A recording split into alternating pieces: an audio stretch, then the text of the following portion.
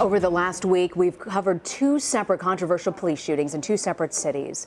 Both Charlotte and Tulsa experienced protests in the aftermath. But as you can see from this video here, the demonstrations have been vastly different. On the left side of your screen, Charlotte, where pepper spray was used on protesters last night. On the right side of your screen, Tulsa, where protesters stood with signs outside the Civic Center, and it's relatively peaceful.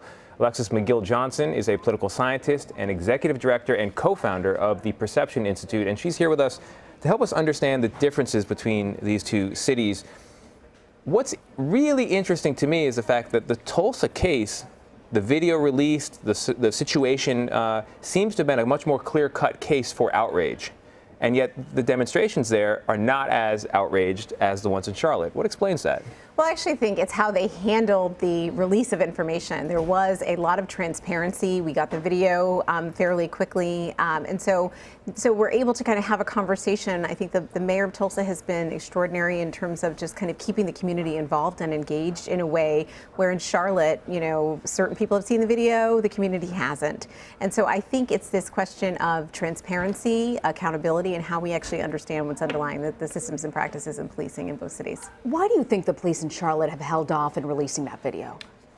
Well, I think that there are a couple things from what I understand. There are several different videos. There are body cams, you know, in addition to other surveillance pieces. And I think that they wanted to review those and not, you know, and protect the officer in a certain level, which I think is reasonably fair. But you cannot have, if there's already an existing perception that the justice, you know, the justice may be compromised in some way, and then you actually give that benefit of the doubt to the police officers without letting the community as part of that process. But the problem, Alexis, we're seeing right now, this image is just a short time ago. This afternoon, the family, the wife has released the video that she shot from her cell phone. So in this day of social media where everyone has an iPhone, we're seeing her side of the story.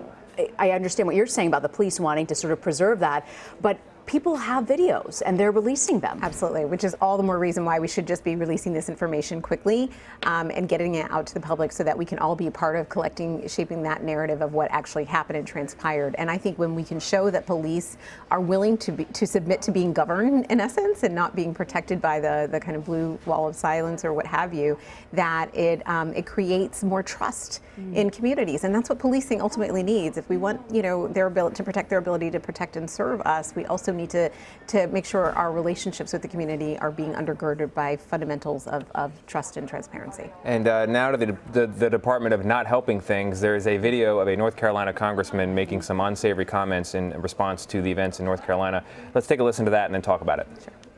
The grievance in their mind is that the animus, the anger. They hate white people because white people are successful and they're not. I mean, yes, it is. It is a welfare state. We have spent trillions of dollars on welfare, but we put people in bondage so that they can't be all that they're capable of being. And you know, America is a country of opportunity and freedom and liberty. It didn't become that way because of a great government who provided everything for everyone. No, the destiny of America, the freedom to come to this country, where they're still coming to our shores, is because they can take their work ethic and their hard effort and put up their capital and their risk and build out their lives. Priceless cutaway there to the BBC moderator, mystified by the congressman's remarks. We should point out that Robert Pittenger, the congressman, later apologized. But Alex, just what's your reaction? What do you make of that? Mystified a little bit as well, but also I understand it in this sense that there is a lot of misperception about race and poverty, right? If you actually look at the raw numbers, the raw data of who is actually on welfare and who is impoverished below the poverty line in the U.S., it's largely white Americans, and yet we have this perception that is African Americans and Latino. But if we were still building social policy based on need, instead of cutting our social contract, white poor Americans would be at the center of that. And so it's very unfortunate that someone who is in the business of creating social policy has a very misperception around actually who would benefit from that. So it's alarming. Your institute, the Perception Institute, actually looks at science. It's not just someone's opinion, it's actual empirical evidence. What have you found when it comes to police shootings and the brain? So we work with a number of social psychologists across the country. One of them, Phil Goff, who's also founder of Center for Policing Equity, has discovered that that police officers not only overage young people. So when you think of a case like Tamir Rice, who the young boy who was 12, when the officer called in, he radioed in that he was 20.